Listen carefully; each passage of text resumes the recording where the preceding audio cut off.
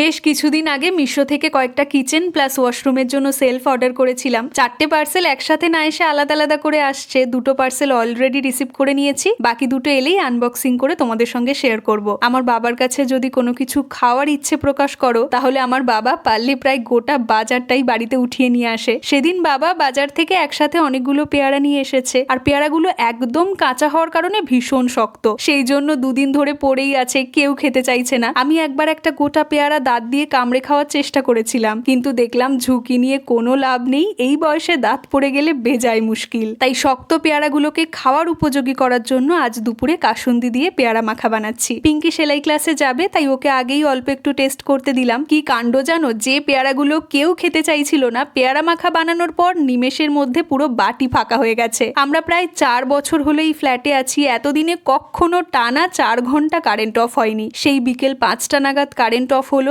তারপর থেকে আর আসার নামই নিচ্ছে না। আমাদের কারখানার পাশেই হনুমানজির মন্দিরের আজকে প্রতিষ্ঠা দিবস ছিল, সেই জন্য বাবা প্রসাদ দিয়ে গেল। ভেবেছিলাম কারেন্ট এলেই তারপর খাবো, কারেন্ট তো আর এলো না, তাই শেষমেশ অন্ধকারেই খেতে হলো। সেই রাত 9টা নাগাদ কারেন্ট আসার পর ডিনার কমপ্লিট করে পিঙ্কির প্রজেক্ট করতে একটু হেল্প করছি। আসলে পিঙ্কির 3rd সেমিস্টারে মাইনর পেপার হিসেবে জিওগ্রাফি আছে। বোনের প্রজেক্টে হেল্প করতে করতে আমার নিজের কলেজ লাইফের কথা ভীষণ মনে পড়ে যাচ্ছে। জানো তো, আমার যেহেতু জিওগ্রাফি অনার্স ছিল, তাই প্রায় বেশিরভাগ সময় রাত জেগে জেগে প্র্যাকটিক্যালের কাজ করতে হতো। কতদিন পর আবার সেই টোপোশিট থেকে ড্রেনেজ বেসিন করছি, একটা আলাদাই অনুভূতি হচ্ছে। এইসব করতে করতে প্রায় রাত 12টা বেজে গেছে। চলো আজ তাহলে আসি, দেখা হচ্ছে তোমাদের সঙ্গে পরের ব্লগে। বাই।